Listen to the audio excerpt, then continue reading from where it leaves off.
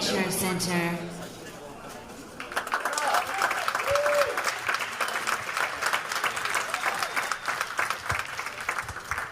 It's a precautionary measure. Welcome, y'all. Welcome to Little Rock. Welcome to the Rep. Is this cool? Welcome to the 2019 FIS Fintech Accelerator Demo Day in partnership with the Venture Center. We're delighted to have you all here with us today. This is a great opportunity to see the efforts of these fintech companies, their founders, and their solutions that they have worked on for the last 12 weeks, and many of them much longer than that. We are particularly proud of the effort of the Venture Center and our partners in bringing global recognition to this program and to Little Rock. And this being our 4th year of the program, I think you will agree with me at the end of it today that this just gets better and better each and every year. Collaboration is key to driving innovation, and innovation is happening right here in Little Rock. I want to thank FIS and the state of Arkansas for their contribution and the resources and the opportunity that they provide for us. To Gary Norcross, who's with us today, CEO, President, and Chairman of FIS, thank you for your steadfast dedication to our program. And to Governor Hutchinson and his great team at the AADC that also provides us with the resources to make this program happen. We are grateful to both of you. The other thing is, thank you.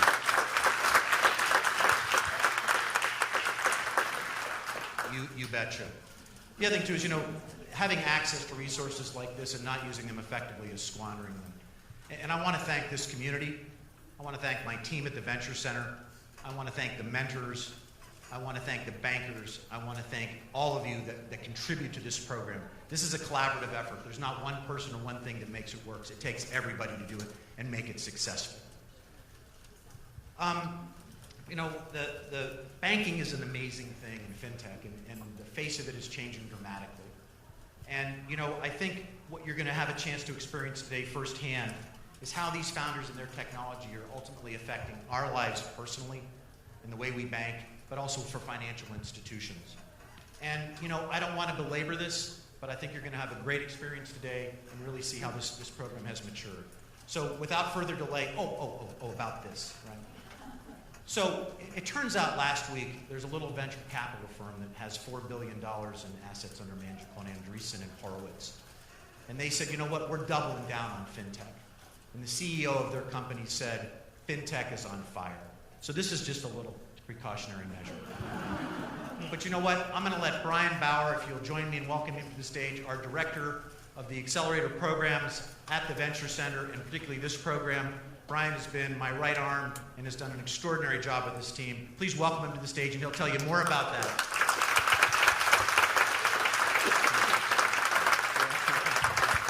Thank you, Wayne. All right, thanks, Wayne. I'm really excited to be here, and Wayne's right. Fintech is on fire, and it's not just the fire marshal who knows it. All right, a little company called KPMG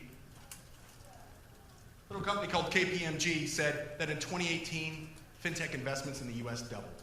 And as a matter of fact, all across the world, fintech is setting records. This is a great opportunity, and it's a hot trend, and it's one that FIS and the Venture Center recognized back in 2015 when we launched the FIS Fintech Accelerator. And here in 2019, we're all well positioned to capitalize on this hot trend and opportunity. It's turned out to be a great investment for FIS, the city of Little Rock, these entrepreneurs, FIS's client base, and the state of Arkansas. But none of this would be possible without developments such as the Little Rock Technology Park. So the Little Rock Tech Park was an initiative championed by the Little Rock Regional Chamber of Commerce and supported by the citizens of Little Rock and the city of Little Rock. And it's because of that we're able to host world-class innovation programs like the FIS Fintech Accelerator. But the story goes back much farther than that. As a matter of fact, it goes back to 1968 because the Little Rock Tech Park actually has a place in the history of financial technology. Because it was a place where one of the first financial technology companies in the world, and maybe arguably the most successful financial technology company in the world, got its start. Because an investor wrote a check into a little company called Systematics back in 1968, right there in that building. And today, Systematics is FIS, with 20,000 clients, 52,000 employees, and touching 130 countries. And we're betting that lightning can strike twice in the same place.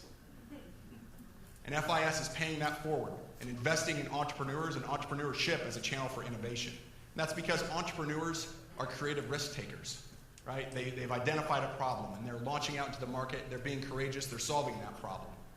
And it's not just about increasing top-line revenue and efficiency for these banks. Of course, that's a very important thing when it comes to venture development, right? But these entrepreneurs are driven by even deeper missions because they're addressing problems that affect millions of Americans, like financial inclusion, right? Gaining access to traditional credit products that are locked for millions and millions of Americans, and also protecting our nation's critical infrastructure with cybersecurity threats that are constantly evolving. And also financial wellness. There's millions of Americans that don't have $400 in their bank account to save for an emergency, and they're living paycheck to paycheck. So these are all very important things to be solving for these entrepreneurs. And FIS is committing more than just their financial resources to this. Their executives, dozens of them, and their subject matter experts have spent time both in selection and during the accelerator itself, sitting down with these entrepreneurs. The level of access they have is really just unprecedented anywhere. There's no other program like this. And FIS continues to put their clients at the center of this process. 50 financial institutions, over 50, have visited the Venture Center and been part of the FIS Fintech Accelerator this year, sitting down with these entrepreneurs, helping them shape their solutions and really accelerating their go-to-market. And what we're doing at the Venture Center with FIS is complementary to all their other channels for innovation. They're working on other exciting things like Digital One and the Code Connect API system, which is really going to reduce the barrier to integration and accelerate innovation in this industry, and FIS is leading the way in that. So that's pretty exciting to be a part of that and a supportive channel to help with all of those other innovations that FIS is working on. Here we are in Little Rock working with these early stage companies and have the opportunity to plug them into FIS and their distribution channel. And the program has hit some critical mass. Now 40 companies after today will be alumni of this accelerator, and they spread all throughout the globe, and the results of it have been meaningful. So before we get to the companies, I want to talk a little bit about an opportunity, because each year the Venture Center raises a bespoke fund to invest in the companies that you'll see today. So we'll do follow-on investments, and if you're an accredited or otherwise qualified investor and you like what you see, come talk to myself, grab James Hendren, grab Wayne Miller, and we'd like to talk more about that opportunity. Additionally, at the end of the show, we're going to vote on the Executive Choice Award. We're going to do that via our mobile phone. So as you're watching these demos happen, keep in mind, as you see your favorite, whenever we get all done with this, I'm going to come out and I'm going to get you guys to vote on the best in show. So I really appreciate you all being here. And without further delay, it's my pleasure to present to you the 2019 FIS Fintech Accelerator portfolio. Thank you.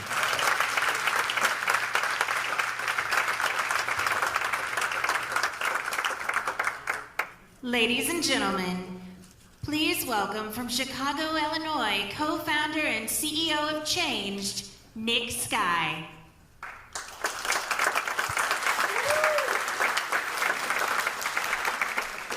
Good evening, everyone, and welcome to Demo Day. My name is Nick Sky. I'm the co-founder and CEO of Changed.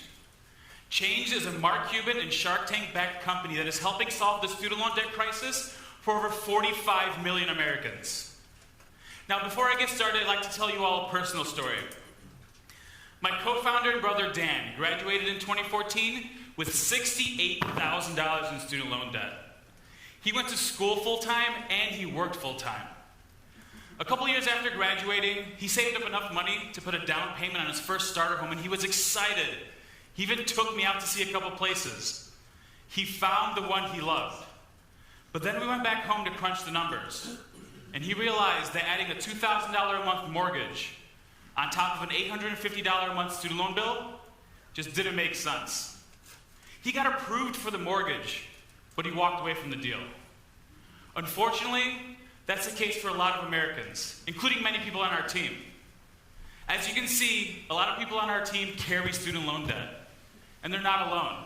And while it's not a requirement to have student loan debt to work for Changed, that's the case here. With that, we'd like to introduce Henry. Everyone say hi, Henry. Hi. Henry stands for highly educated, not rich yet. He's a recent graduate that is on track to earn 54% more in his lifetime because of his college education.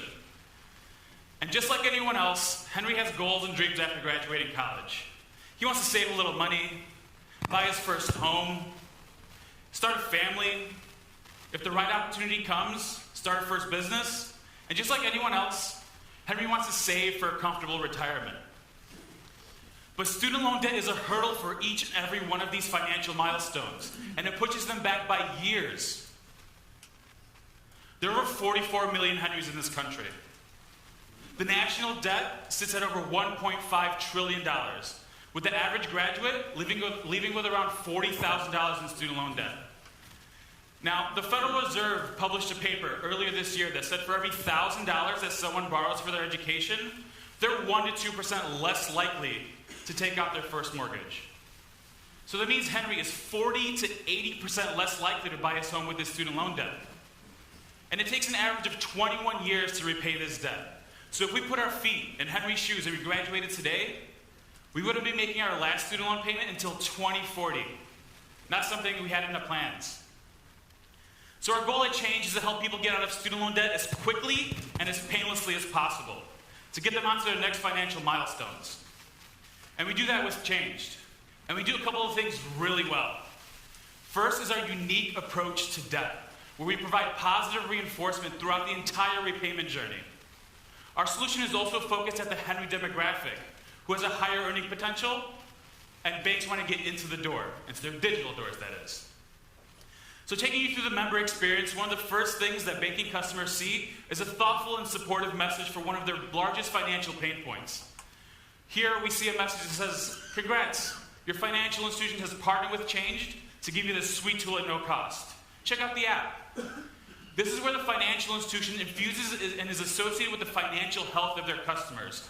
And they have an opportunity to introduce a unique product offering that differentiates them in the markets that they serve. On the main home screen, we're able to show the savings progress in a unique and engaging way. Henry gets to track the detailed savings right within the app. He can even boost by clicking that little orange plus sign when he has a little extra cash to pay his debt off sooner.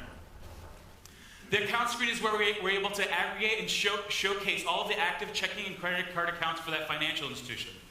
We're aggregating all these accounts in one place, and Henry gets to see a detailed list of transactions and how much he's saving towards his student loan debt. But one of our most powerful and important screens is our payment screen. This is where we're able to provide this positive reinforcement throughout the entire debt repayment journey. But as we can see here, Henry's on track to save has already saved $347 and is 106 days closer to paying off his student loan with only 3 payments.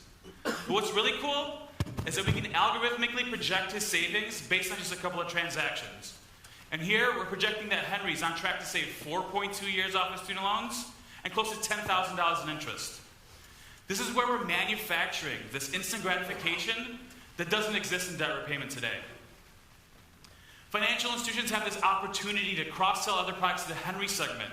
And these screens are fully customizable by the institution depending on what campaigns they're running at the time. This is an opportunity for financial institutions to live where their customers are engaging on a regular basis.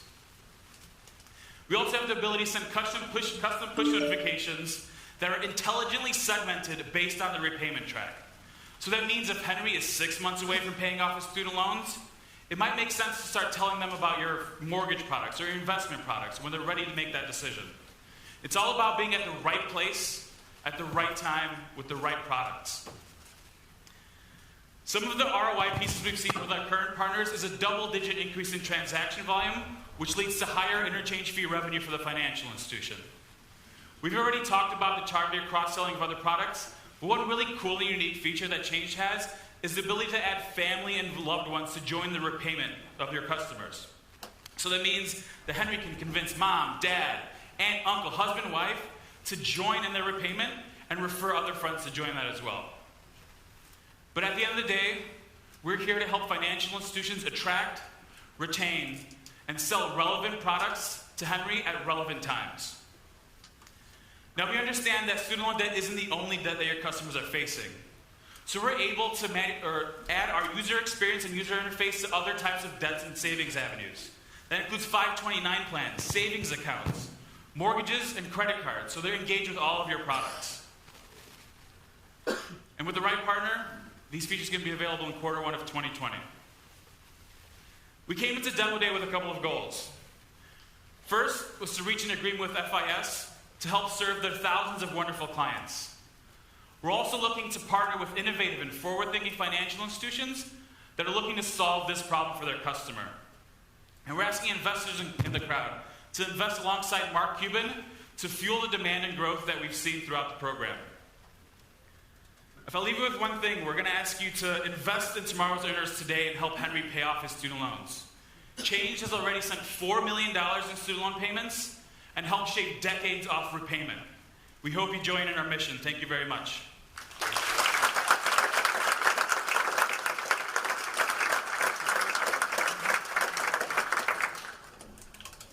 From St. Louis, Missouri, please welcome Doug Wilbur, CEO of Gremlin Social.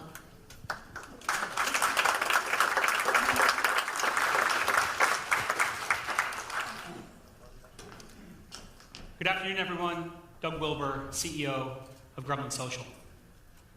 By show of hands, let me know if you're on Facebook. Keep your hands up. LinkedIn? Twitter? Now look around you. Almost everyone's hand is in the air. What if a bank marketer could harness the collective reach and horsepower of their employees' social media networks to drive more sales? They can. It's called social selling, and it works. And at Gremlin Social, we like to say we're the easy button for social selling. We empower sales executives within financial services companies to become thought leaders in their communities, but doing so in a very compliant fashion, and ultimately creating a deeper level of engagement than traditional forms of media. So why now? Well, it's no secret that consumers are becoming very accustomed to self-servicing their accounts online, which is leading to a decreased dependency on the bank and its branches. The problem here? Most complicated financial services products, whether it be getting a mortgage, wealth creation, retirement planning, how are those products and services traditionally sold? In a one-to-one environment with a banker at a branch. So just spend more on ads then, right? I mean, if our consumers are just online, we'll just spend more on ads. No. Ads don't work. Most ads aren't ever seen by the consumer, and those that are seen, only 4% receive more than 2 seconds of the customer's time. Let's take a look at social media on the other hand. 50% of consumers are on Facebook each and every day. 1 in 6 minutes spent online is spent on Facebook. And if you're looking for a really good place to put your advertising dollars, to reach 1,000 eyeballs on social media will cost you about $2.50. You have to spend 11 times that amount to reach those same people on TV. This presents a huge opportunity for financial services companies. It's an opportunity to humanize your brand, build trust, better connect with customers that are going to lead to more referred business. What do banks love? Referred accounts. They're profitable. It gives you an opportunity to create advocates within your company. Turn those employees into folks that want to be talking about you. And ultimately, translating all of this into real business results. Salespeople who are active on social media will always outpace their peers who are not. Yet many financial institutions are not taking advantage. We are exclusively endorsed by the American Bankers Association.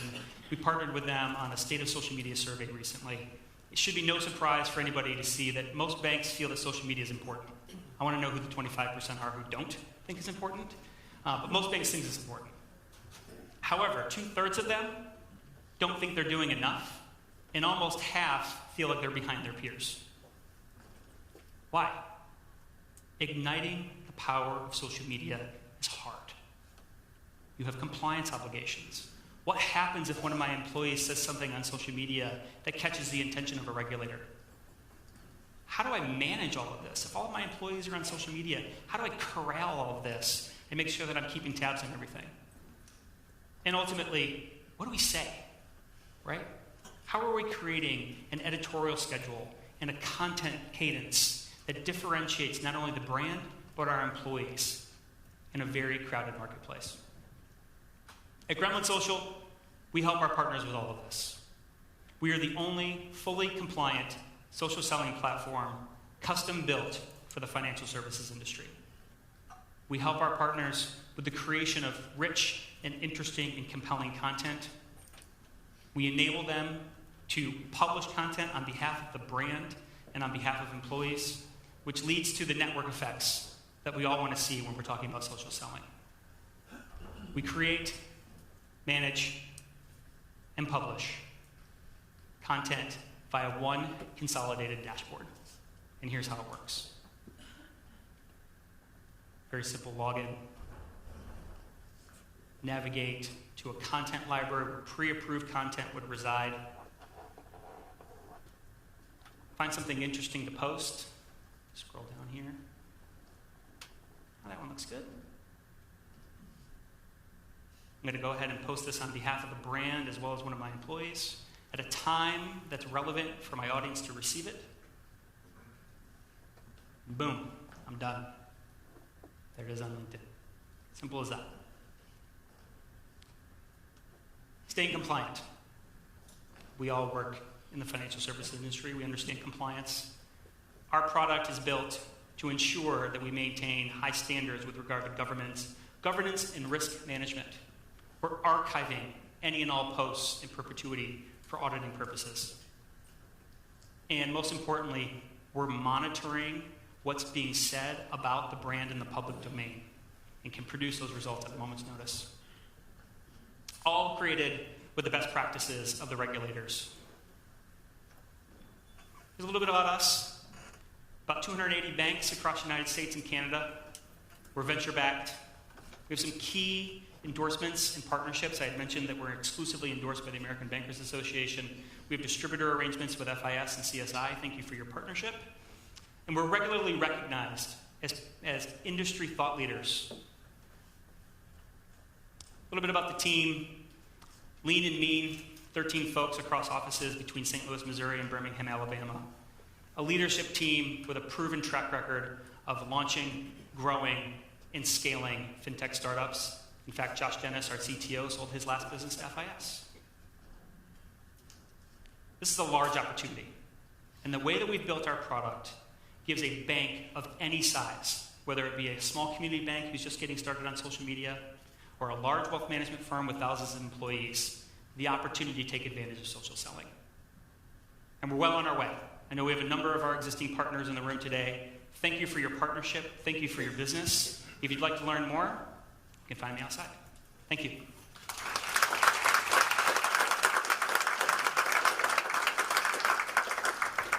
Ladies and gentlemen, from Lehigh, Utah, please welcome the president of SendMe, Paul Proctor.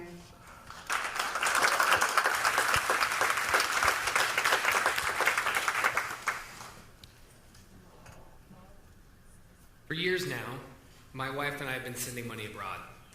We've gone so far as to set up a foundation in a foreign country that receives funds from all the families here in the United States and distributes funds to all of the families in this foreign country. We've experienced every problem you can possibly have in this process. Lost funds, delayed funds, kludgy interfaces, high cost, low transparency. And we have found a means by which we can solve for all of that. We're talking about the remittance space. But before I get to the remittance space, we found a deeper mission in solving for remittances, and that is to systematically improve the financial infrastructure of the developing world. We'll talk to that more in just a moment. Now, I jest that remittances is the $600 billion industry that people don't know about, except, of course, for the 232 million people that do. The largest remittance sender in the world is the United States. They send $134 billion every year outbound from the US. And the single largest corridor in the world for remittances is between the US and Mexico. It's $33 billion. Now, in a worst possible case scenario, a foreign national living here in the United States gets a paper check, runs and grabs public transit, goes across town, and pays a check cashing service 4.11% on average, then gets back on public transit, drives across town, parks himself at a money service business where he pays 5.5% on average, or 7.6% to send to Mexico, and 7.6% to send to the rest of the world, so that when it's time for mom to get her money, in some cases, more than 10% is gone. We've approached the problem from a completely different perspective. Everybody else in the space is a money service business. They're licensed in 49 states, they're bonded, and they have a direct reporting relationship with the regulator. They take all of that expense and they pass it on to the consumer. We've found a really unique opportunity in looking at this problem from the perspective of plugging it into payroll. And what that does for us is it creates a unique and really compelling regulatory framework that we'd like to discuss with you offline. But the highlights are that it's more efficient and less expensive for the foreign national employee. So what this means is that we're creating a category-defining play. Everybody else in the space is sending money across border. But we are creating a process wherein we have lower regulatory costs, lower customer acquisition costs, and lower distribution costs. We take all of those savings from that lower cost model and we pass it on to the foreign national employee.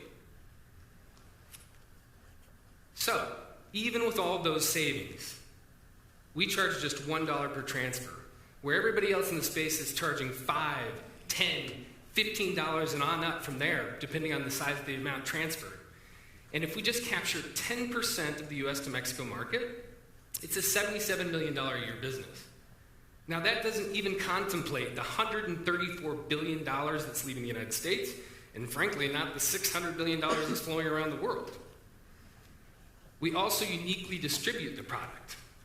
So we're here with the FIS Fintech Accelerator because we saw a great opportunity in partnering with FIS partner banks to not only generate more deposits, but to cross-sell into the commercial bank customers and generate new commercial bank customers that they didn't already have. We also are working with payroll service providers. So we're currently in conversations with ADP to bake into their Wisely card and immediately be distributed to 2 million customers. And we're out selling to employers and then directing those deposits back to the financial institutions.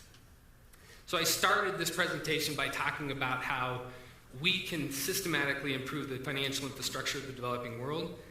And this is the plan. It's a bowling pin strategy. We start with remittances, but we move from remittances to a digital identity product. We just signed a contract with an international bill pay company that allows us to pay bills in 23 different countries around the world. We can disintermediate payday loans where people are being charged 1,900%, these usurious loans. There's consumer lending opportunities, insurance. We are the team to take care of this problem. All of us are either expats or foreign nationals at one time or another.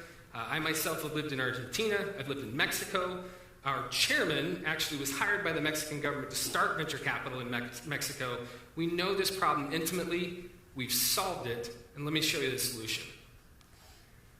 So this is a screencast of my phone. Once I identify the application on the phone, I'm going to let you know kind of on the onset that it's dual-factor authentication. The employer provides 2 pieces of information that the employee has to verify on the other side in order to create their profile. Now, once we're inside the application, it's going to drop us, in this case, into the employer side of the application. The employer can do 3 things. They can invite their employees to participate, process pay elections, and view their employee list. But the bulk of the application is on the employee side of the app. So we're going to pop over there. You'll notice at the top of the screen here, there's a balance. And that balance is held at the bank. And it's held there for a number of reasons, but not the least of which is that it's FDIC insured. I'm also going to show you when I send a transfer to my friend Juan Rodriguez that sits out of Monterrey, Mexico. He's a developer of ours, and he has an account at Banorte. So I'm going to click on Banorte, one of his bank accounts, and I'm going to send him $3.33. That's going to equate to 63 pesos and 10 centavos. When I hit the continue button, you'll see a disclosure screen. And on that disclosure screen, you'll once again see that we charge just $1 for this international transfer. When I hit send, there'll be a little spinner in the bottom right-hand corner. As soon as that spinner stops spinning, the funds are sitting in Mexico. So Juan gets a notification from his bank saying, hey, you just received 63 pesos and 10 centavos from Senmi. So he wants to verify. He pops over to his bank account, authenticates to Banorte, and sure enough, once he's in there, he'll see that he got 63 pesos and 10 centavos in a matter of seconds. Now, we can also deliver to a network of over 10,000 BBVA ATMs. So the UI, or the experience of the customer, is much the same, except that we will be sending in increments of 100 pesos because that's what can be distributed at the ATM. So we're going to send him 100 pesos, back to Juan again. And when I hit send, our partner bank, BBVA in Mexico, generates a 12-digit code. We generate a 4-digit code. And Juan, the recipient, combines those numbers on the interface of the ATM for a one-time use code. And right here, we see our money moment. He's going to get his 100 pesos. Voila. So, we're here because we saw an opportunity to partner with FIS to deliver this product to partner banks. We're here because banks need to drive deposits, have an opportunity to cross-sell to their commercial bank customers, and onboard new commercial bank customers. We're here because we're passionate about solving this problem, and we're here just outside the doors. When we finish, please come see us. Thank you very much.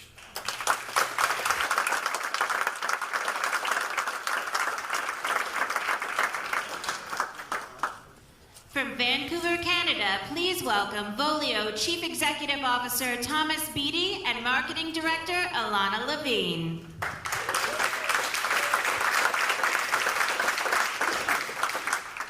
I'm Tom Beatty, CEO, and this is Alana Levine, Marketing Director.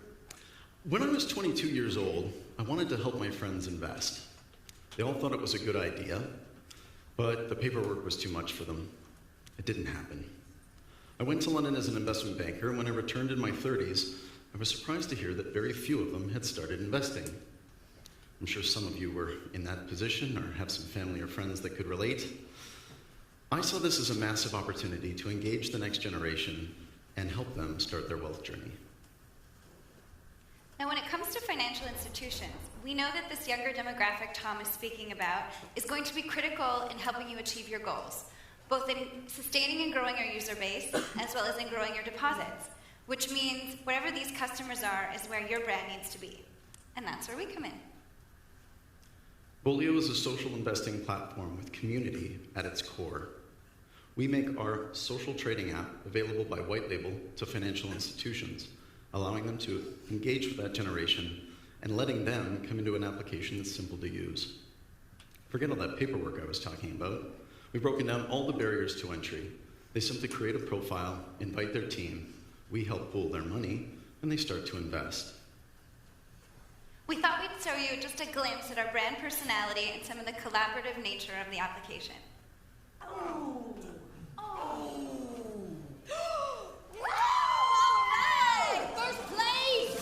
Bolio makes team investing fun. Think you can take the top spot on the leaderboard? Bolio, get in the game. So what we've tried to do here is make it as fun and engaging, even for those who are novice investors. So if any of you out there think you can take on the penny pinchers, we welcome you to download our app now and try it out. For financial institutions, the great opportunity lies in your existing customers, because when somebody forms a team on our platform, on average they're sending out 14 invitations to their family or friends. That's a lot of qualified leads that you can offer other products and services, earn deposit accounts, non-interest income, and also present your educational content in a format that they'd like to consume it. I'm going to walk you through a demonstration of our platform now, and as you can see, I'm part of 3 different teams, colleagues, family, and friends, as well as on my own personal account. Looking at the Explorers, where I'm investing with several friends, we manage a fairly diversified portfolio, but we're sitting on over $8,000 in cash. I'm going to make a proposal to my team because it's the democratic majority that sends trades to market. I select the security, and then the club, and whether I'm buying or selling, and then simply drag out a limit price and allocation. This allows me to visually see what will hold if my group approves the trade. On the review screen, I add a note to start the discussion or to justify the transaction, and then can share over social networks. Meanwhile, my friends have received a notification, and when they follow it, they're taken directly to the proposal. They vote using those big buttons at the bottom, and if they'd like, they can enter into a private discussion forum where we can debate the merits of the trade. You can see that Frank voted against me, and that's where Bolio's gamification element comes in. We track what each member wants to do as well as what the majority actually does. And that's important because if you make a proposal and we vote you down, and a couple of months later it's up, you can lock it for the purposes of your score. This lets you learn from your decision, but more importantly, it lets you prove to your friends how things would have gone if they had all listened to you.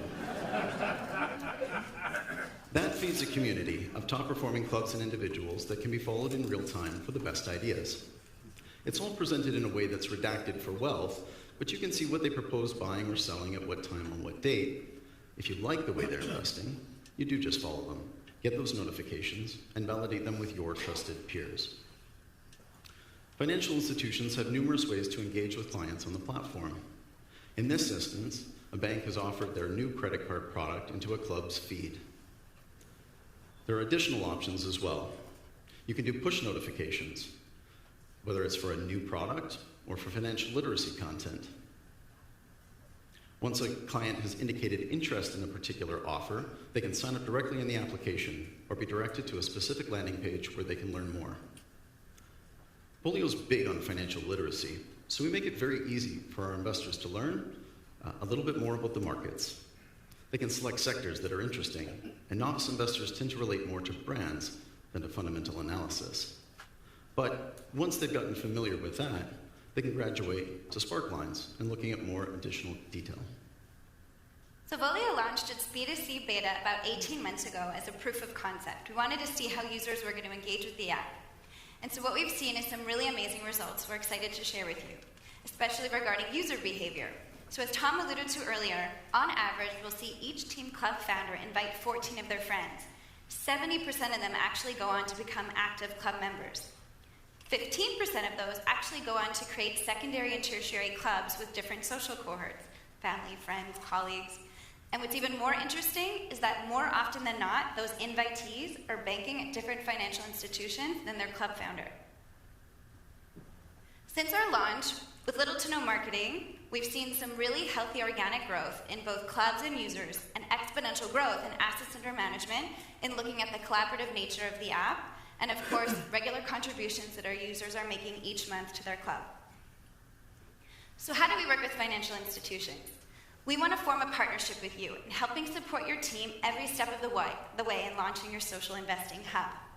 We'll create and support a branded social investing experience for your customers and making sure it has the right features, content, and aspects of the app that you want to offer. We'll develop a rollout and a training plan to create brand advocates, not just digitally, but also within branch. Prepare a launch strategy so that we can incorporate the application in your broader banking offering, as well as support with planned promotions that help customers take that first step in getting engaged with the product. Bolio's been around for 5 years. We started with the simulated product, which we continue to deploy every year in a simulated college trading competition with NASDAQ. We became a FINRA member and are now licensed in all 50 states and announced our first B2B partnership in Europe in the winter. We've been fortunate to be part of several accelerators, including the current FIS program at the Venture Center, and have been nominated and won numerous awards for our patent-pending technology. So we thought we'd end here by showing you just the broad reach that Bolio has achieved since our launch, and the diversified user group that we are proud to serve every day, including 46% of them who are women. So we're thrilled to have been part of this FIS Accelerator program and have had the privilege to have had some amazing conversations with FIS stakeholders and banks and learning how we can better support you in achieving your goals and engaging customers, just like the ones you see here, in a way that you've never been able to before. Thank you so much.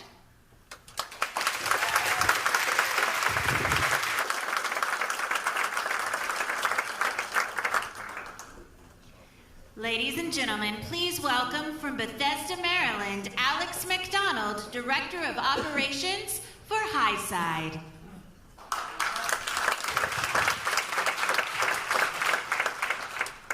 Good evening. As per the loud voice said, my name is Alex McDonald, and I'm the Director of Operations for Highside. Highside is a cybersecurity company that has designed the most secure and compliant collaboration app for banks. We've been able to do this because we have a pretty unique perspective when it comes to security. Highside's team is comprised of former NSA hackers, DoD and CIA officials, as well as our very own CTO and co-founder, Jonathan Warren, who invented one of only 4 technologies that can encrypt email in the world. Because of our experience, we have contracts right now with the DoD, D&D, and intelligence agencies in Canada, United States, and the United Kingdom. So what we know? We know that cybersecurity is a huge concern for banks, a top concern in fact. And this is because, according to Accenture, financial institutions are 300% more likely to be attacked than any other industry. And 1/3 of all attacks are successful. And they're successful because of the tools that we use, that banks use. Tools that we know, like email, are inherently insecure, but things like Microsoft Teams, Slack, even phone calls are vulnerable. And they're all vulnerable to phishing.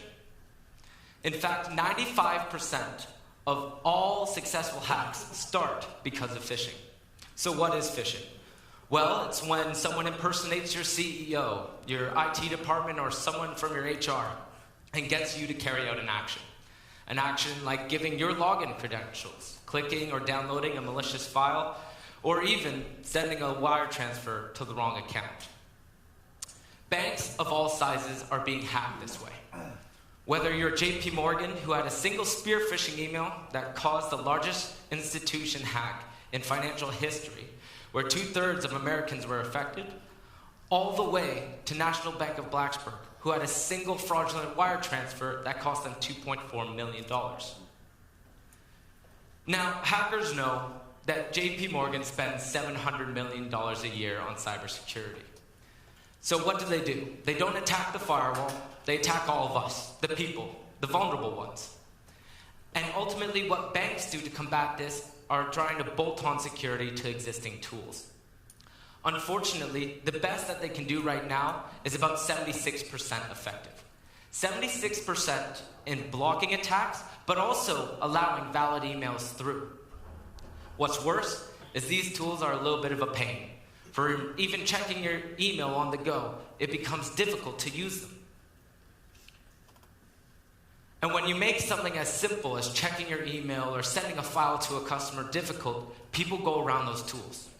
80% of your employees are using tools not sanctioned by your IT department and are not protected.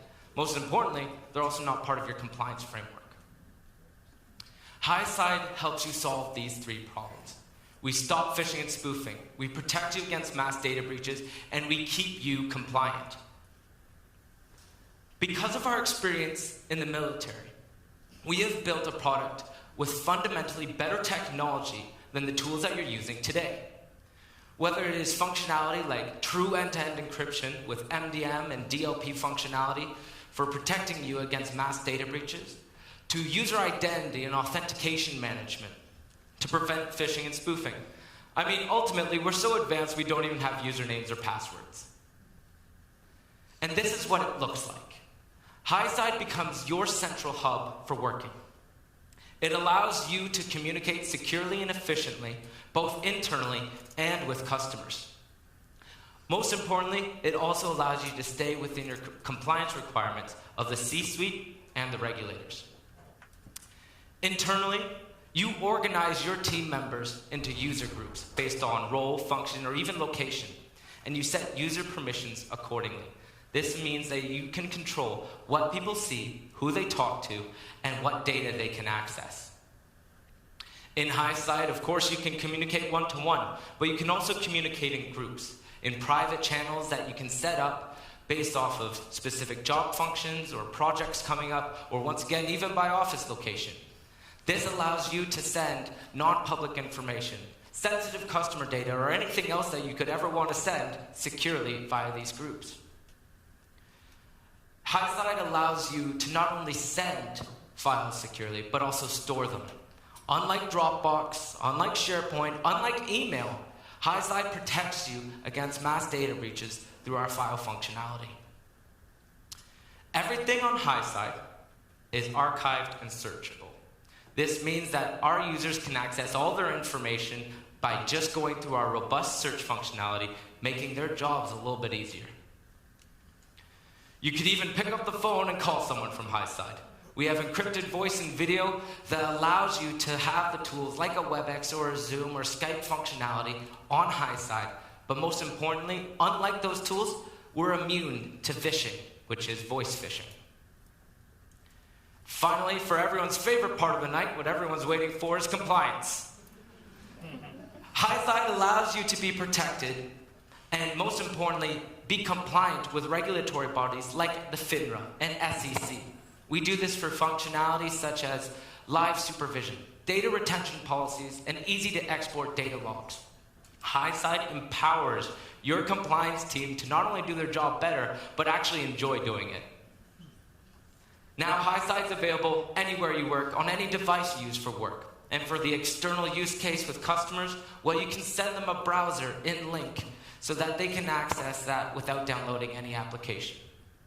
Ooh, lost the mic, so I'm just going to hold it. Now, Highside has a real problem. Our problem is that we're suppressing email, and people don't even know it yet. And through the ages, Highside is an evolution. We talk about communications changing as people change. Now, whether you're talking about cave paintings all the way to email, the way we work and the way we communicate is fundamentally changing. Now, Generation 3 is where we see some problems. That's where 95% of data breaches are happening and will continue to happen unless we evolve.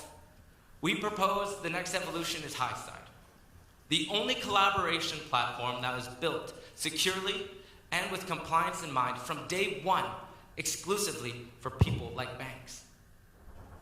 And this is where we come down to the really exciting part. A partnership with a company like FIS through Code Connect or Digital One allows Highside to securely integrate into a bank's core systems. Well, what does this mean?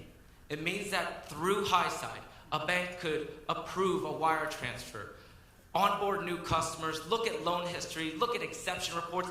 Anything that you want coming out of your banking core system can be done through Highside.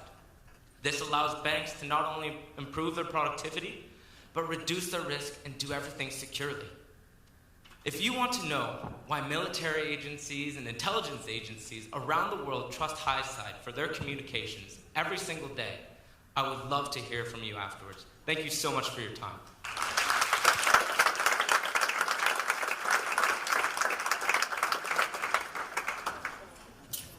From Portland, Oregon, please welcome Chad Huber, founder and CEO of Nimble.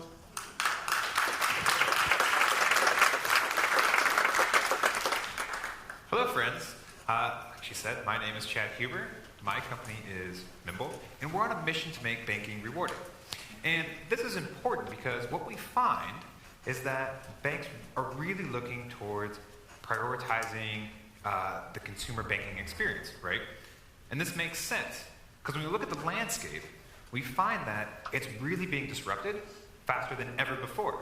From fintech challengers, new companies popping up, of course incumbents are investing more and more every year, and our good friends in big tech, like Amazon, are deciding they want a piece of the pie as well. So we asked ourselves, how can banks increase engagement? And so we came up with 5 different ways. It starts by sending and receiving gifts, providing in-app rewards from top brands, simplifying savings, and in fact, making it more fun as well. And really at the core of this is gifting. Now, gifting is something we all do. If you don't, we probably have bigger issues. But gift cards specifically, they're the #1 most requested gift, right? It makes sense. We've got a bunch of different occasions in which we're trying to find gifts for people. And as consumers, we plan to spend 55% of our annual gifting budget on gift cards.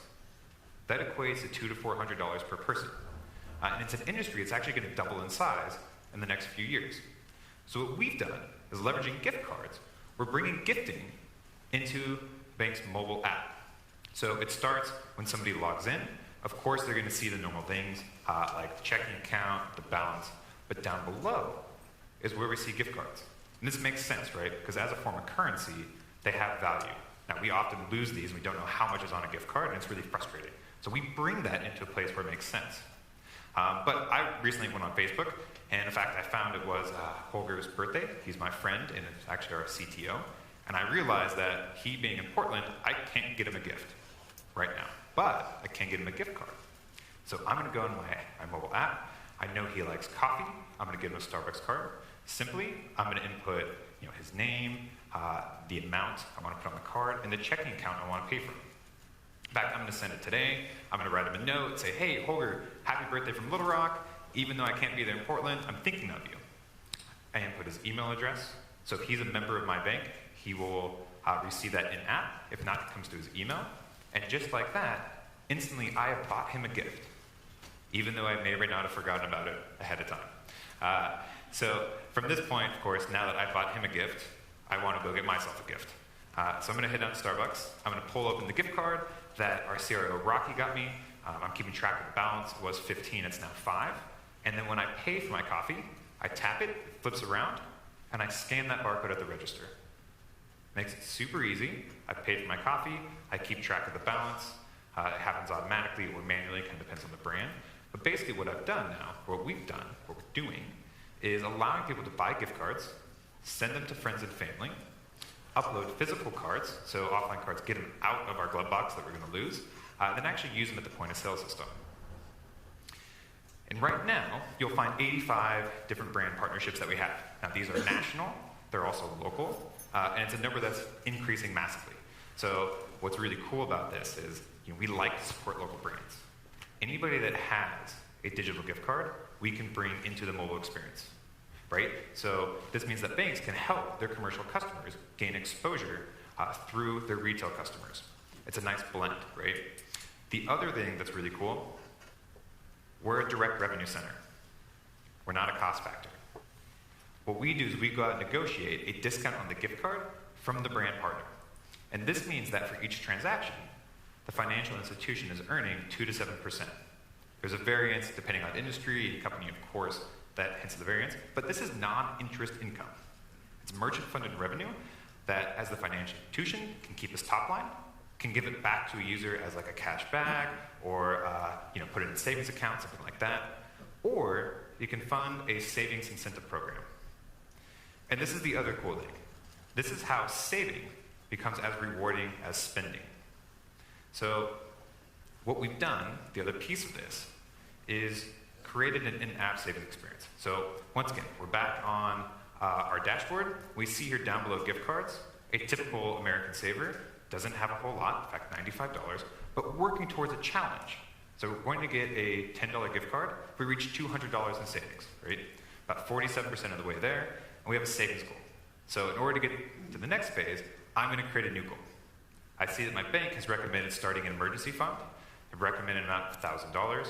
Now I can change that very easily with a slider that's interactive. Once I do that, I then set a date. I can see the monthly amount. I know it works for me. It's encouraging.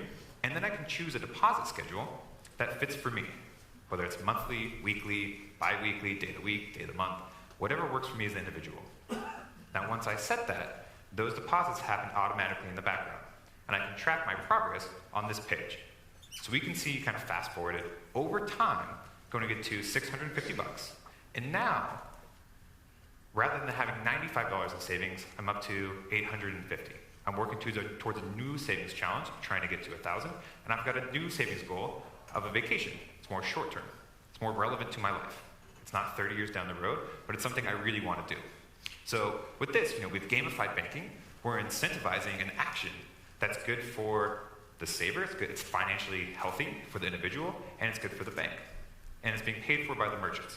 Because the merchants, they're trying to get distribution. So a lot of these rewards come for free. And this creates a win-win-win, right? Now as banks, we're getting engagement and trust. As people, as consumers, we're getting financially healthier, we're getting free stuff. And as brands, we're getting this cool distribution channel. And all this is enabled through the Nimble platform. So, quickly summarize, this means deposit growth. It's non-interest income We're increasing mobile engagement and kind of the stickiness of the financial institution, and it's bringing relevancy throughout the year, right? We give gifts on birthdays, on graduations, holidays, thank yous. All these different occasions are now really easy, and they span distance as we become increasingly digital. Now, our team, so my experience is B2B2C in digital marketing, doing exactly this. My team has coded for Amazon, various startups, but white label products. We're 15 years in the gift card industry, building relationships directly with brands, and we know how to scale this up. Our advisory team has been C-level at Bancorp, helping us with regulatory environment, done digital marketing and digital onboarding for a digital-only bank, and actually done design work for major brands like Nike, Chanel, Apple, so on and so forth. So where we're at right now, we've got great support from the FIS team. We're seeking a lead banking partner to get this launched, who really wants to be cutting edge, and actually we have an opportunity for strategic capital investors. So with that, before I kind of end my slide, I just want to say thank you to everybody who's here at FIS. You guys have been amazing. I've been about 12 weeks in Little Rock, and it's been a really interesting experience being a Portlander, and we felt very, very welcome. So before they take the mic away, I just want to shout a thank you to those people and the Venture Center and say, hey, you know, Nimble, let's make saving as rewarding as spending. Thank you so much.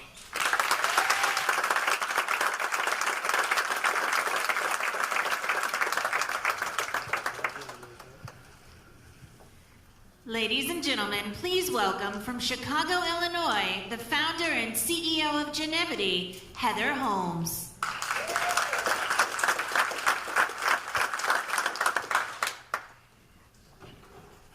"11 weeks ago, I got the phone call that every adult child not only fears but dreads. That my father was in the hospital, that this was really serious, and that when he was going to be released, this was going to change my family's lives forever. This triggered a cascade of financial decisions that not only impacted my parents' finances, but also impacted my brother's finances and mine. And it wasn't just that. I almost had to leave this program and go home to help with that care transition until my parents' financial advisor was able to convince me and show me that not only did they have a plan and that it was still solid, but that we were going to be okay. And that put a sense of tremendous relief in both, for me as well as my brothers. But here's the thing. This situation is not unique. And that's exactly why we created Genuity. To help financial advisors make data-driven decisions around some of the most emotionally complex and challenging problems, and being able to help clients and their families feel more confident about their futures with their financial stability. And this is so important because it's not just about the families, which is such a key part of this. This is also an industry issue because the way people seek advice has changed for good. Financial advisors are facing the battle out there with robo-technology, with fee compression, with just trying to find a way to stay relevant and connected to their clients. And this is all because we have new expectations as investors. And so for advisors to compete in this new digital world, they need to find a way to connect digitally and translate into hybrid advice, and they have to earn the trust of the client. And the way to earn the trust of the client is by showing that you can understand their personal needs and being able to help them around their most vulnerable spots. And the most vulnerable spot that you can be is that human element around thinking about how do you plan for your health. And it's a well-established top fear of pre-retirees, but really it's relevant to that pre-retiree or that adult child like my brothers and myself. And so that's what we do. We've built a software solution that helps financial advisors be able to help their clients understand through a very interactive and digital client experience, which then translates into data-driven insights to help the advisor maximize the wealth assets for the client, which is also good for the advisor. And then the third piece of the puzzle is really how do we help you connect with it around these key insights. And it's about building that trust to create that stickier client relationship that's so elusive these days. And so our product is called the Halo Planner. Halo stands for Health Analysis and Longevity Optimizer. But what we like to say is that we help advisors put a halo around their clients' financial well-being. My co-founder and I, we both come from the healthcare industry. So I come from the business side of the industry, where I created initiatives like this, working with hospital systems and key physician groups to help really earn the trust with the physicians, with their patients, and help them increase their referrals. This was such a successful program. This not only was scaled up nationally, but ultimately I led it globally. And I wouldn't be able to talk about Halo without telling you a little bit about my co-founder, Dr. Emily Chang, who did her PhD and her postdoc at Stanford in computational genetics before working at 23andMe as a scientist there on the health side. So I like to say that we're the perfect marriage of I believe in creating simple, easy to use, great consumer experience. She believes that science is key, and science and data drive everything that we do on the back end of our product. And I think there's one other important thing to point out here is kind of what is the status quo in the financial services industry? Well, when you're looking at financial planning, the traditional way that your advisor is going to work with you is they're probably going to use an actuarial average.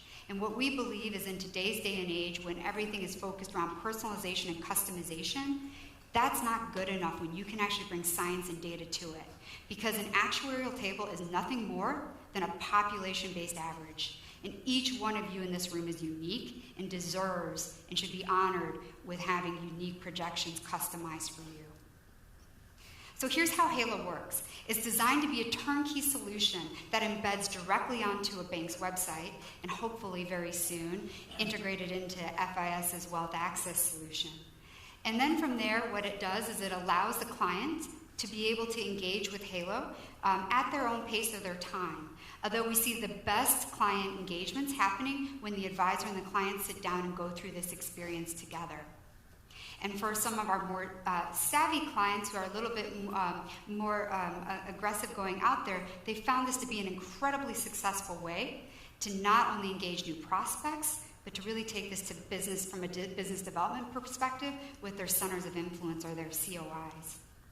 And then the third piece of what we do is we save the meat of the data and the insights and put it into a very detailed financial analysis around these key health and lifestyle factors so that the advisor can do what they do best and they have that information to sit down with their client and engage around what are the planning solutions that can help them achieve those goals.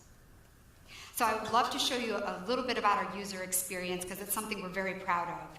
And so this is just a snapshot, or just a short abbreviated version of it. The whole experience takes less than 5 minutes though. So we take the client through an interactive experience that looks across different key factors, like some of the basic information we need to start. We focus on the most important lifestyle factors that can help you optimize or impact longevity before we dive into the health questions. And so from a health perspective, we focus on the 15 most common chronic conditions in the US, the ones that are going to impact most families and have the biggest concern from an expense perspective. And then the last piece of the puzzle that we do is we tie everything back to the client's goals before wrapping it up. And what you're going to see really quickly here is just a snapshot of the results. So we want to give the client a snapshot to help them understand that they've achieved something good and to start to understand how longevity comes into play. And so this is what they're looking at here, which is really framing out their life pre-retirement and post-retirement in terms of those active, healthy go-go years versus those later slow-go years. And then what we do is we give some light cost projections here. As I said, the meat goes to the advisor. And then what we want to do is help people understand how there's things they can change. So you're going to see here how if this client was to optimize with exercise or diet, they can actually improve those go-go years, reduce those slow-go years, and really optimize their longevity, and most importantly, or in addition, importantly, reduce cost. As I mentioned now, this is what the client's experience looks like. But the meat of the analysis and the financial implications are sent directly to the advisor in a very detailed analysis for each client, which is not only important to be shared with the client.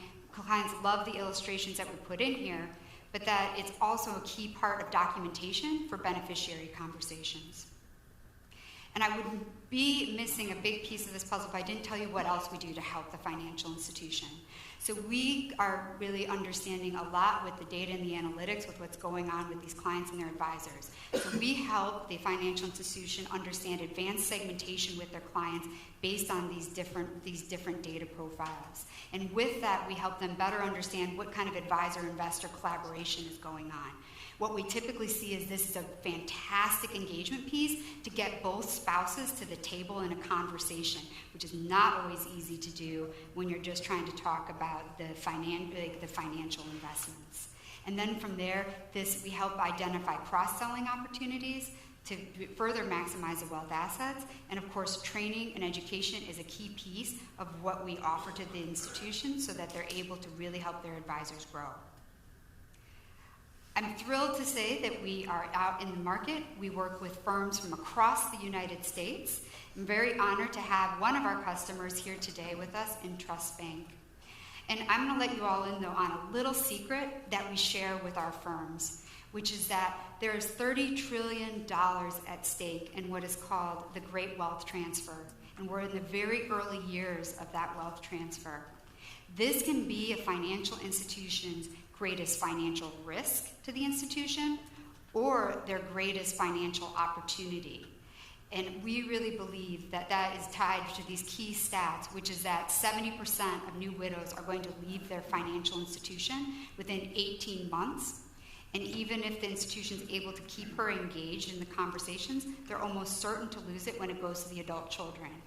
And when you drive down into the whys, it's because the institution hasn't been able to show value to them and connect with them in a way that is meaningful and shows that you're not just invested in the wealth, but you're invested in the well-being of the clients. And so I have to ask the institutions here today, how are you engaging them and how are you planning to protect them and get them to the table? Because we believe that we are here to help you be able to achieve those goals. Because we help advisors put their clients first. And by doing that, that's a win because it established deep relationships that are trusted across the household.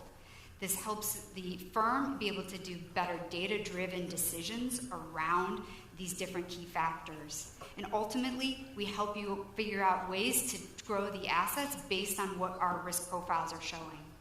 And then the last piece of the puzzle is giving you peace of mind, not just as a financial institution and the advisor as to feeling that you've got that secure relationship and you've done the right thing, but also helping your clients feel more confident and worry less. So for someone just like me to feel the confidence to continue following my dreams and not having to take that step back because of a financial concern. I have 3 asks today, and they're unique to very different people. So the first is for FIS. We are really interested in a partnership with you with both your wealth and retirement side. So I really hope that we can continue those conversations. To the financial institutions who are sitting here today, if you have a wealth management group, come talk to us, and we can show you a little bit more about what we're doing and how we can help you. And the third piece is for all of you here today in the audience.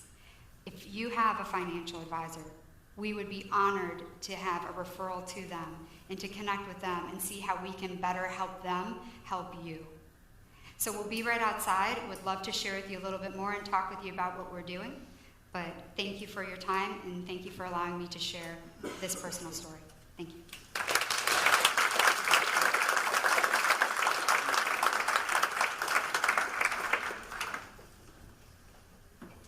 From Sunnyvale, California, please welcome co-founders of Neener Analytics, CEO Jeff Locastro and CTO Mark Tomlinson. Thank you. Good evening. My name is Jeff Locastro, founder and CEO of Neener Analytics. I'm joined today by my co-founder and CTO, Mark Tomlinson. Let's start by framing this a bit. 56% of U.S. consumers alone are thin file, no file, and credit challenged. 88% globally. This is a massive global problem. These are the invisible consumers, right? The invisible consumers that you want and need to grow and expand your market, and they want and need to grow and expand with you, but you don't engage with them because the risk of that engagement is either unknown or unreliable. Now, we've already shown banks and lenders globally that they can dramatically reduce their defaults, increase their volume, and increase their revenue, not just with social media, but with any media used socially. So keep this in mind. We've never had, well, first of all, we're going to demo our two products, our click-based and our chat-based product for you today.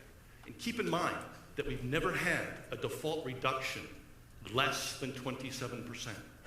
We've never had a volume increase of less than 28%, not once. It works every time because we look at it this way. What if you could sit each customer down with a psychologist and just ask them, are you really going to pay us back? Because that's the question, right? The question is not can they, the question is will they? So what we've done is automate that psychologist. So Mark, let's show more click-based. Thanks, Jeff. Now, our click-based solution really couldn't be easier. It drops right into your standard application. The only addition is this social media login button that you see here. User fills out the application, they click the button, then they're going to get redirected to the social media provider where they opt in to the Neener Analytics app, and then they're taken right back into the rest of the application. That's it. It couldn't be any easier. Now, at that point, our automated psychologist is poring over their social media, figuring out if they really will pay you back. Right, exactly. It is that easy. So for us, it's always been about the consumer and their communications.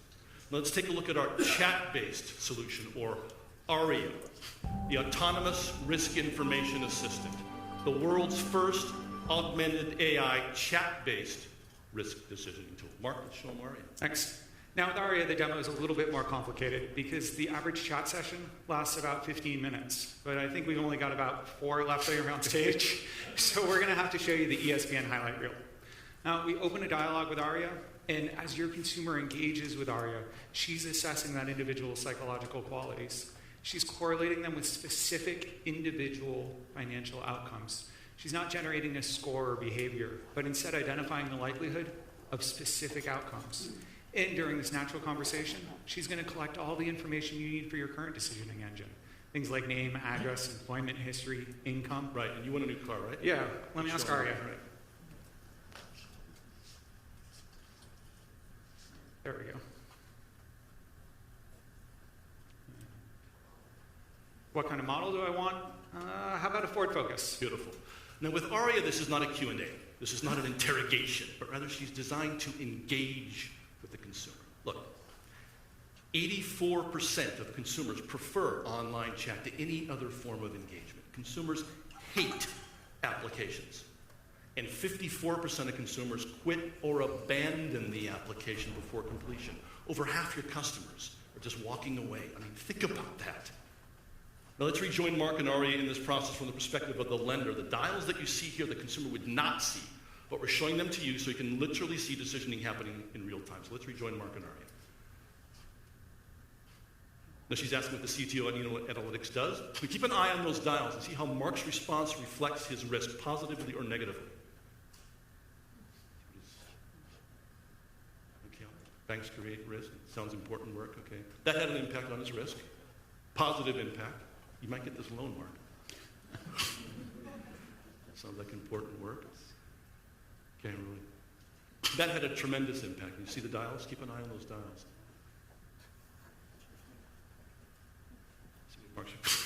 Your dream job. My dream job. All right.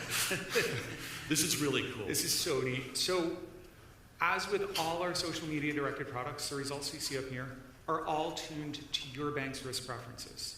This allows you to increase your volume without you needing to increase your risk appetite. Now, our products are able to deliver this level of insight because to us, your customer is small data. They're a single individual, right? They're not some big data aggregate, right? Our products make decisions about people the same way people make decisions about other people by getting to know who they really are. Only we can do it better. We provide higher accuracy with less bias. Now, in the case of Arya, she engages with your customer using positive and insightful comments, which encourage the free flow of information as she plays the part of our psychologist, helping you understand if this is going to be a successful loan or not. Now we're going to move on to the next highlight, take you back to what the consumer sees, and advance the process a little bit. Now, Ari is wrapping up the conversation here with Mark, having gathered all the information that she needs. Now, remember, it's about those communications in real time. It's about the consumer sitting down with the most advanced personality AI in the world and having the conversation. And here, we can see by the end of the conversation, the application is complete, and pre-approval or rejection can be delivered to your customer in real time.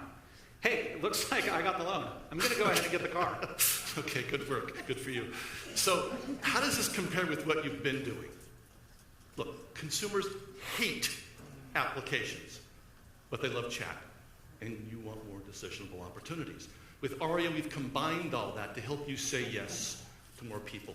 And using our click-based product, the same decisioning is as easy as one click, and it works every time.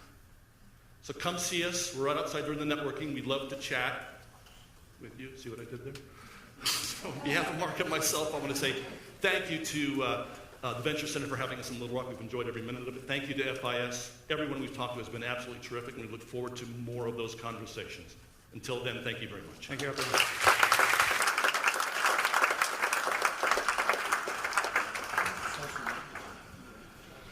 Ladies and gentlemen, please welcome from Charlotte, North Carolina, David Potter, co-founder and CEO of Kuru.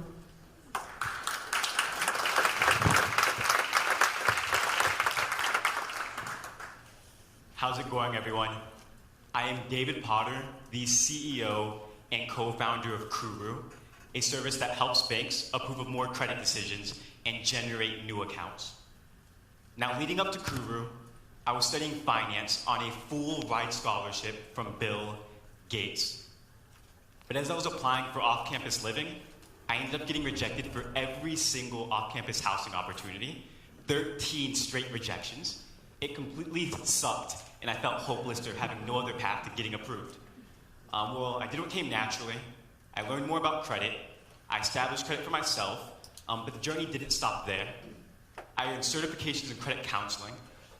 I helped hundreds of people establish themselves financially, and then I discovered major problems in this space. Over 160 million people face a similar problem of credit rejection, and it's not just the low income, it's also students, immigrants, those with near-prime credit scores, and also the middle class. Your everyday person that takes on student loan debt or may run into a medical emergency, and just one mishap, one slipped payment, and they fall into this bucket of credit rejection when they may need it most. From the lender's perspective, on average, they are rejecting 60 to 90% of credit decisions.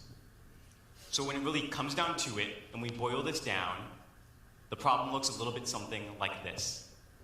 At the end of the day, lenders don't like rejecting their applicants, and at the same time, applicants don't like being rejected.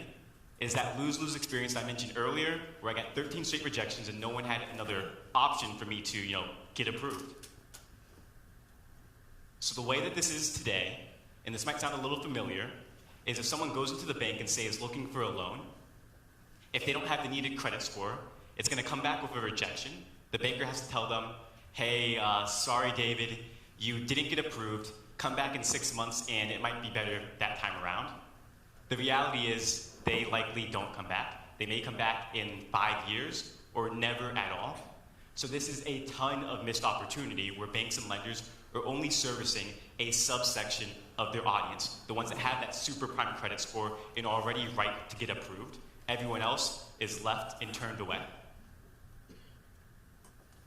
So we had to ask ourselves, what if things were different?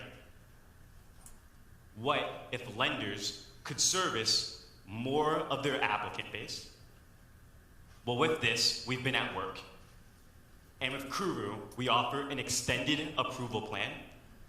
So now, when an applicant is applying, again, say in this case for a loan, and they don't meet the needed requirements, say again, the credit score may be too low, instead they can get offered this extended approval, a soft landing we can call it.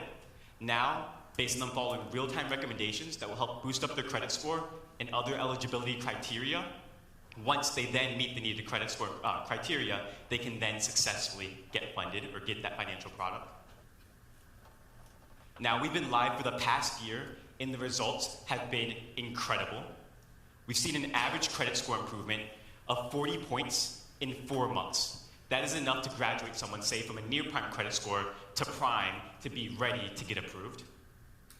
Additionally, we've seen credit improvements and conversions anywhere from immediate to 4 months.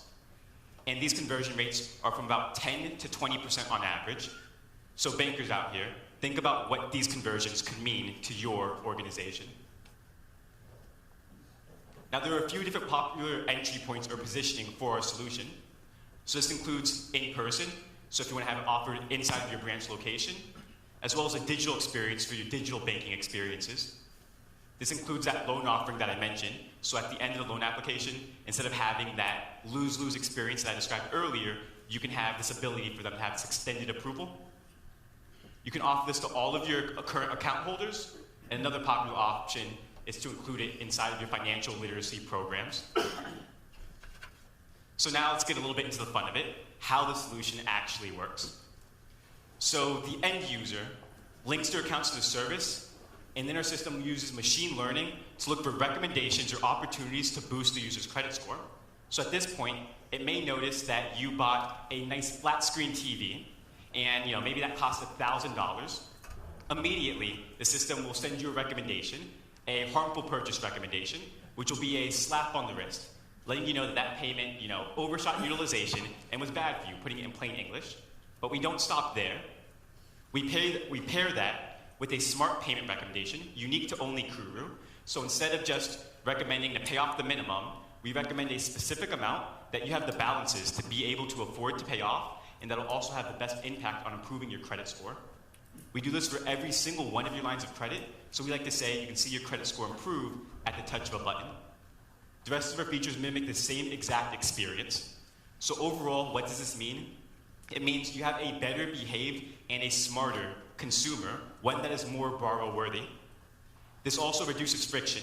Step by step, as they make mistakes or follow the right steps, you have them on their fastest path to credit approval. And this is all based on your eligibility criteria, so you're not adjusting your risk threshold once they meet that needed credit score or other criteria such as cash flows, income, or spending behavior, they can then successfully get approved. So now, what do the lenders see? We have a dashboard built out for them where they can see all of the data going on behind the scenes. So every applicant that gets serviced and funneled into here, they can track their progress, transactions, bills paid, successful payments, as they make their way up to credit approval.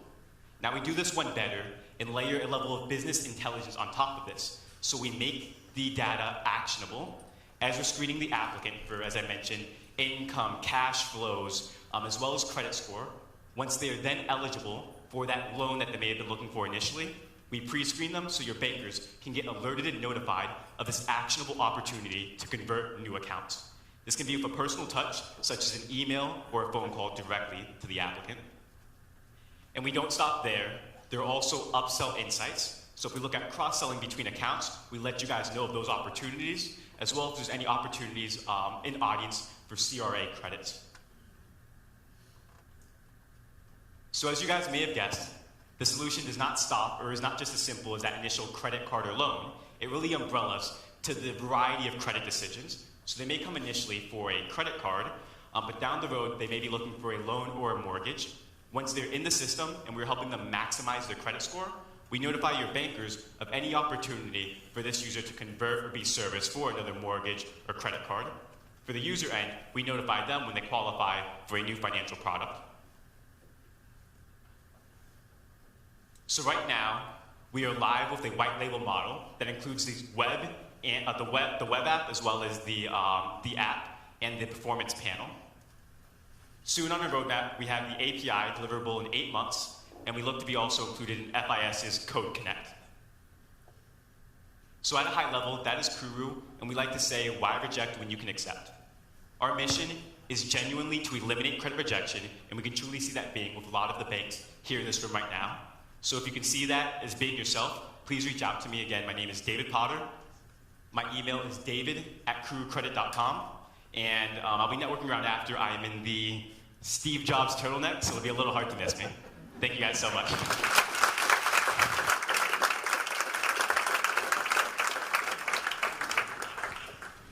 From Boston, Massachusetts, please welcome founder and CEO of Digital Onboarding, Ted Brown.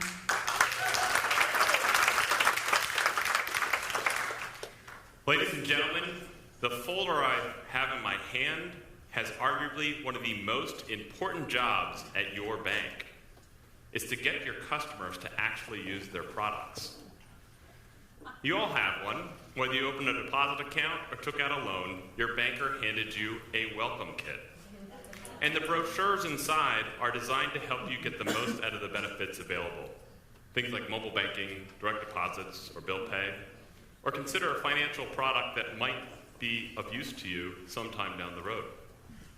My name is Ted Brown, and I'm the co-founder of Digital Onboarding, and we are updating this antiquated bank technology for the 21st century. So you may ask why. What's wrong with doing things the same way you've been doing for the last 50 years? Well, the answer is in the data, and the data is clear. Traditional onboarding tactics like print and phone calls no longer work. Take, for example, a checking product, the standard household relationship account. Your bank spends over $300 in marketing just to get someone to open up a checking account. And 25 to 40% of those are closed within the very first year. Every time, all the time and money you spent to try to acquire that relationship going down the drain. What's more, of the accounts that stick around, only 45% convert into fully engaged, profitable relationships.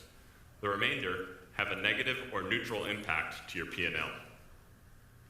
So at Digital Onboarding, we are solving this problem by making it easy for your financial institution to build one-on-one relationships with your customers and improve overall engagement and profitability. Over half of institutions today have no structured follow-up process at all after an account is opened. And those that do are struggling to implement some form of email automation.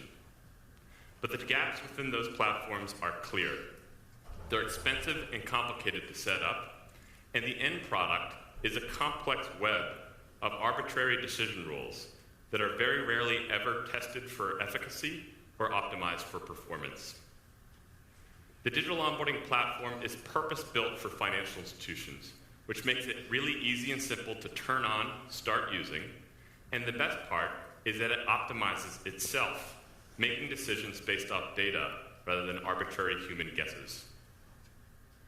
So the process begins with an instant text and email to each one of your new customers, thanking them for opening up their product and welcoming them to your institution. It links out into a personalized step-by-step guide that makes it really easy for a customer to learn about all the benefits available, tracks their progress as they go through the setup process. It'll continue to send notifications for reminders of the tasks that you typically need to do at home or in the office, like setting up direct deposits, and makes actions like downloading a mobile banking app as simple as a click of a button. Now, I'd like to see you do that with a paper brochure. So it just makes sense to promote these digital services with a digital medium. But the real key to digital onboarding is the ability to track, test, and optimize everything. So I'd like to introduce you to you, our Earn Without Effort machine learning optimization engine. Earn Without Effort is designed to look across our customer base to find similar institutions with similar goals to yours, but with higher performance, and provide smart recommendations to improve your performance. So take, for example, the scenario where Earn Without Effort finds that you can improve your performance by trying a new theme or user experience for that step-by-step guide.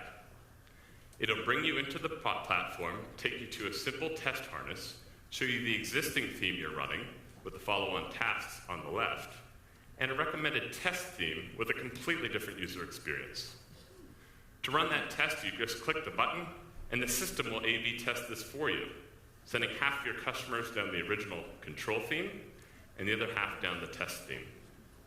When enough volume has run through to reach a statistical level of significance, it brings you back into the platform to review your results, tells you who won the test, stacks the A cell performance against the B cell performance in all your detailed charts, and applies the more effective theme as the new standard. It then comes back to isolate a new variable and recommend a new text. In this case, your messaging cadence. It'll bring you back into the test harness, show you your existing messaging cadence. Those are the dates and the times that the reminders go out to your customers.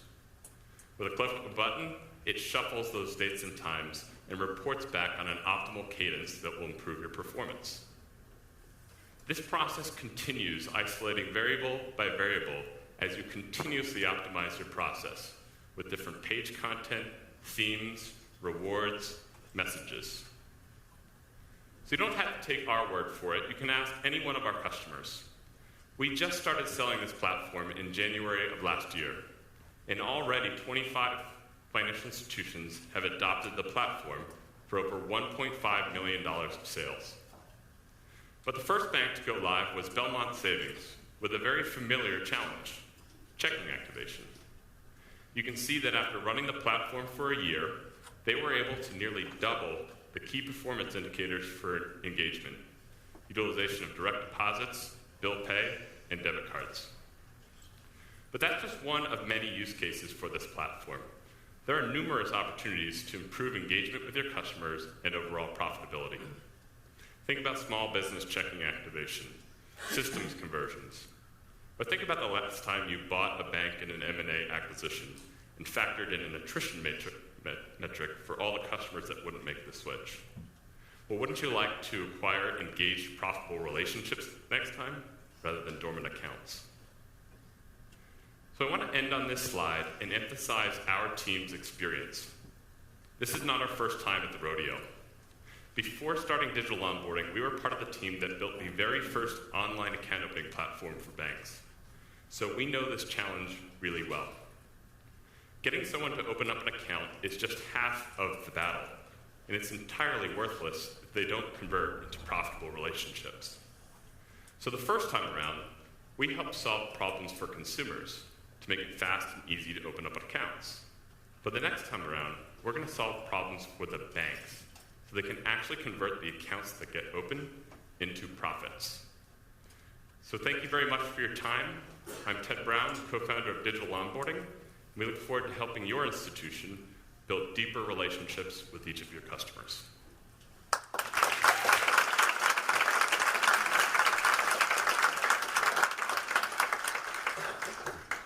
Ladies and gentlemen, please welcome back to the stage Brian Bauer, Managing Director of the FIS Fintech Accelerator.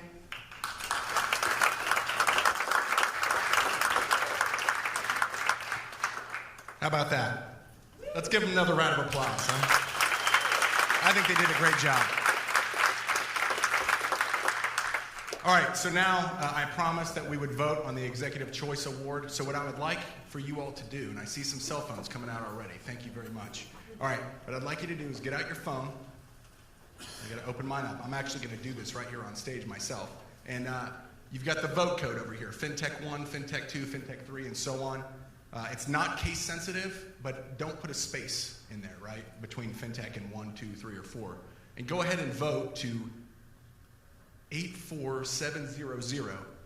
Text your vote code in. And then here in about 5 minutes, 10 minutes, we're going to award the Executive Choice Award here on stage. So if you don't have your phone out yet, go ahead and grab your phone and get to voting, all right? So next up, we've also got Collins Andrews. I'd like to introduce him. He's actually really a man that needs no introduction here in the state of Arkansas because most people actually know him. So an executive in residence at the Venture Center. He is working for FIS and is one of the primary liaisons between these companies and this program and various FIS executives that engage with this program. So next up, I would like to introduce Collins Andrews, the FIS executive in residence.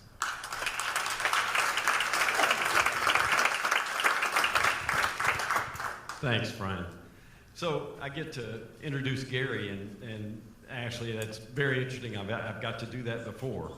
And I've known Gary for over 30 years, and over that period of time, I've really enjoyed getting to see the effect of his leadership. And I actually got to work with him even before he was in a leadership role.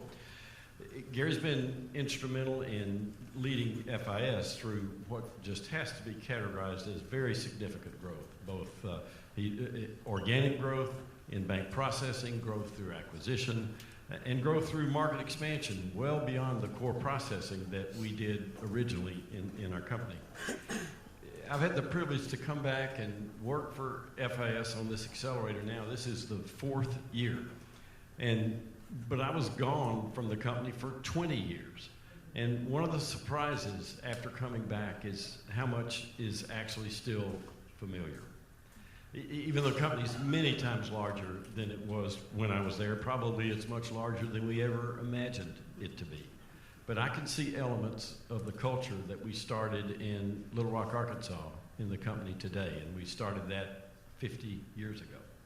What appears familiar to me, it's the way customers are treated. It's the obvious value and dedication that the company gives to its base of employees. The commitment to growth, the commitment to innovation, the ability to make money in a very competitive market. All that is still in the company and in it many times better. FIS has over 1,000 employees here in Little Rock, and a third of them have over 20 years of service with the company. Now you think about that. In today's market, those are remarkable numbers, and they speak really to loyalty. And it takes real leadership to make that happen. And in the case of FIS, at the top of that leadership team is a 31-year employee, one of Arkansas's native sons. So please welcome the Chairman, Chief Executive Officer, and President of the world's largest financial industry fintech company and original startup from Arkansas, Gary Norcross.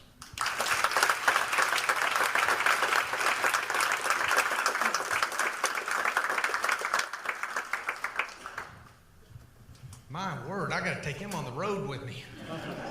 How's everybody doing? Good. God, let's do a few things. Was this not an unbelievable 10 great companies you just saw? Let's give them a round of applause. It is absolutely unbelievable. We're just so proud to be a part of this, and what a great fourth cohort for this 4th accelerator. I want to start with a thank you, and it's typically where I often end, but I want to thank our clients who are here today, and frankly want to thank the more than 50 clients that took time out of their busy schedules. Many were in Arkansas, many were around the country, some were even outside of the U.S., traveling to Little Rock, Arkansas to visit with these 10 companies in this cohort. It's a real honor to have the greatest financial institutions in this industry as customers, and we don't take it lightly because we know that without those customers, we wouldn't be here today. I also want to thank, and I can't see because the lights are bright, but if you're a member of leadership of FIS or with FIS, please raise your hand. We've got a lot going on. We're going to talk about that in a minute. We're going to understand why we're all here today, but we've got a tremendous amount going on. And frankly, everybody at FIS is really busy driving innovation, driving technology, driving the company.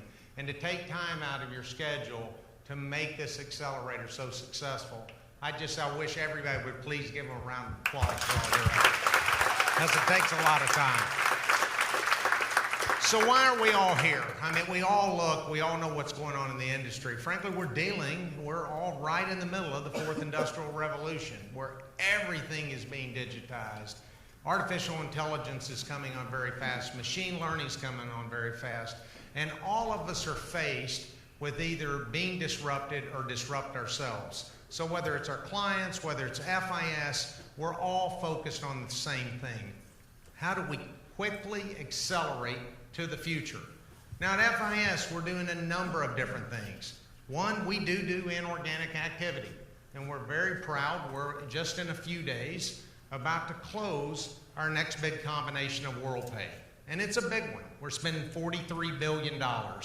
And what will come out of that is we'll be the largest merchant acquirer in the world after we close on that business, focused on very high e-commerce. Colin's talked about all we're doing in core banking.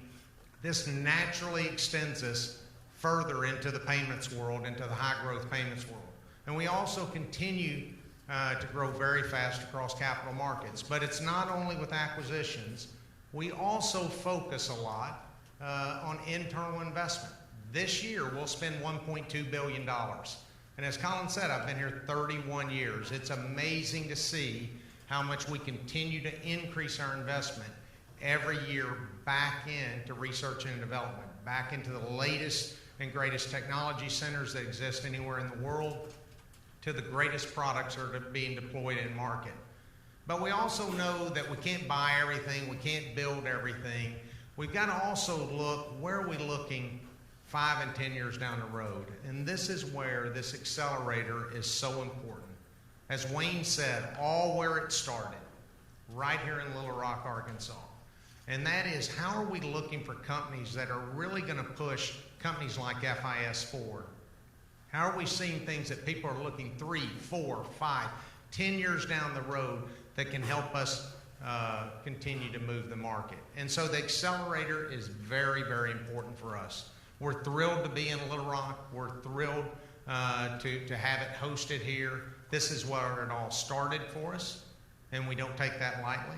So we appreciate how much you guys participate in this. I can't tell you how many of my clients walked up, or our clients walked up before this started, and they said, we can't get over the participation at Demo Day. I see a lot of accelerators operating around the world. I would argue this is one of, if not the most successful accelerator that exists today. So that's something that you in Little Rock, you in Little Rock should be very, very proud of that. So the one reason why I'll tell you why I think it's so successful is the gentleman I get to introduce. And frankly, I want to thank Governor Hutchinson for all he has done for this state. If you look at the job creations he's made, if you look at his investment in STEM, if you look at what he's doing in education to push computer science through high schools, if you look at what he's doing to partner with FIS on this accelerator, he is one of the key reasons why this is so successful. So I'd like to announce we're going to do another one of these. All right? So the governor and I talked a couple of days ago, and we absolutely have both agreed that we're going to do this again together. We're thrilled about this opportunity. Can't wait to see what the 5th cohort, the 5th accelerator looks like in Little Rock, Arkansas. Thank you for coming. And with that, it's my distinct pleasure to introduce the governor of this fine state, Governor Asa Hutchinson.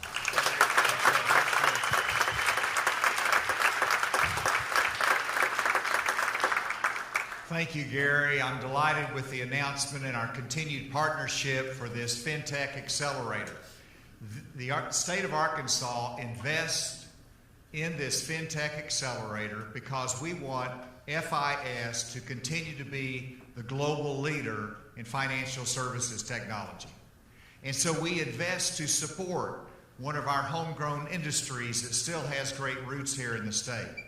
But we also invest because we want a return on the investment by building the technology sector here in this state. And I'm delighted that through the last 4 cohorts, we've been able to gain a number of technology companies just through this accelerator program that said Arkansas is a great place to do business. We have the financial support here. We have the technical support. They're a good partner with us. And I hope that today, many of you from out of state, whether you're an investor, you're a financial services, or you're a tech company, understand that Arkansas is leading the way in computer coding education. We're a good partner in terms of the talent that we want to produce. We were the first state that mandated computer coding to be taught in every high school in Arkansas. That was 5 years ago. We started with 1,000 students. It went to 3,000 students and 4,000 students, and last year it was 6,000 students in a small state taking computer science just in high school. And this year, I thought it had plateaued. But this year we went from 6,000 to 8,000, a 30% increase. We're continuing to build on that because the young people see this is an opportunity that they can engage in technology. And I'm delighted with this accelerator program. We're continuing to invest and be a good partner. As Gary said, we've got a low unemployment rate, 3.6%, lower than the national average in Arkansas. Tourism is our second leading industry. Ag is our leading industry. But tourism is our second because people love to come here and spend their money. Thank you for coming to Arkansas and spending your money on your trip here as well. But it is important as we recruit manufacturing to this state, as we recruit foreign investment, which we are doing, we want to grow our technology sector. Last week, I was in another place in Arkansas in which we announced 100 jobs of a company that's in the high-tech arena from Washington State, Bellevue, that came looking for an expansion opportunity. They looked at Austin and they looked at Arkansas and they chose Arkansas. Now, I know a lot of people choose Austin. That's okay. But please understand that Arkansas is in the tech arena. We want to grow that, and this is a big opportunity for us. Thank you for your investment. I want to thank Gary Norcross and FIS. We look forward to continued success. Thank you very much.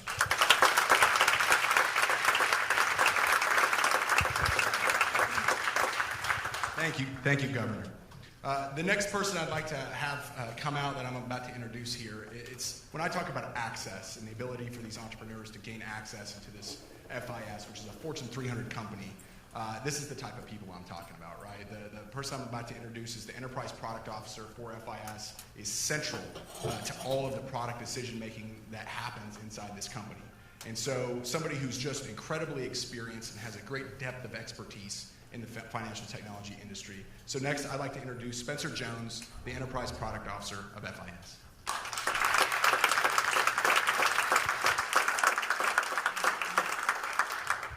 Oh, thank you. That was a very nice introduction. And thank you, Gary.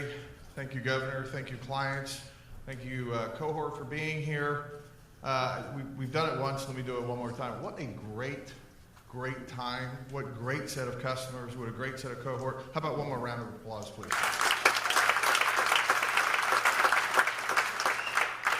The fuel that drives innovation is the flow of ideas. And so being part of the flow of ideas, enabling ideas, investing in those ideas is central to the FIS strategy around innovation for products and R&D and working with our clients. And part of that flow for us is the inventory of folks who want to be part of this incubator. With more than 200 folks applied to be part of it. The 10 we chose, I think, were outstanding. And so when I think about that flow of ideas, not only is it access that they want to be part of, but it's also the 10 great companies. When you think about them, they spanned a variety of topics. It was digital acquisition. It was how were you dealing with the wealth transfer. It was around using social to make better risk decisions. It was around how are you going to move money? How are you going to deal with student lending? Different ways to engage with clients. Different ways to add value for our clients. So when I think about that cohort history, when I think about their application and trying to be part of this, I couldn't be more pleased with who we've had involved so far and more excited about next year. When I think about the voice of the founders, you could feel it in their voice. They have a passion to create value, to solve market problems. We're excited to be part of that journey, to help them get exposed to the 50-year history that FIS has, the 50-year history of working in this industry and bringing the scale that we have. Gary spoke about the additional scale that's going to be added. We're excited about working with them. We're also excited about the fact we had over 56 clients join the accelerator to work with this cohort and how they help you think about the problems you're trying to solve and how we play a role in that. That ecosystem for us is super important. Representing that voice of the customer, that voice of the market, we play a critical role in it and we're excited to do it. From an outcome standpoint, 20% of the cohorts have a commercial relationship with FIS. We're excited about that. From a community standpoint, 20% of them have roots and are growing in Little Rock. We think there's a harmonious relationship between how does it help FIS, how does FIS help them, how do collectively we help our clients with the challenges they're facing, How does that benefit the public-private partnership in terms of Little Rock? There are over 1,000 FIS employees and teammates that are in this area. And so we just couldn't be more pleased, and we're excited to do it again. On that front, I just want to express my excitement to be the sponsor going forward for next year. With that, before we announce the winner, one of the things I'd like to do is introduce Barb Morgan, who's our Chief Technology Officer for Development at FIS. Barb's going to partner with me next year, and I'd like to bring her out on stage.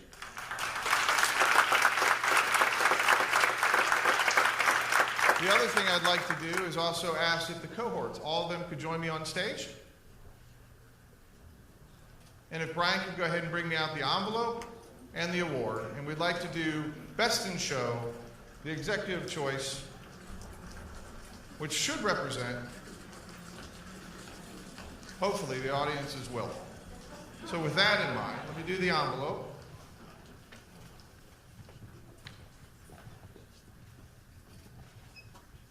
And the winner is, do we get a drum roll or just going to roll with it? There you go. That's startup mentality. And the winner is Changed.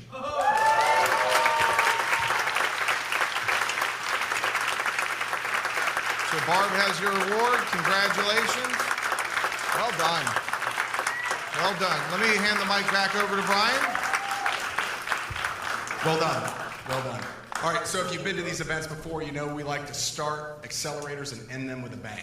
So we're rolling out here the ceremonial gong, and I'd like to ask Spencer Jones to do the honors and officially ring this 2019 FIS Fintech Accelerator to a close. So let's see. I've heard you really got to do it hard.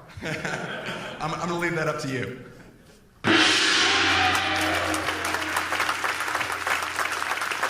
All right. All right, thank you everyone for coming.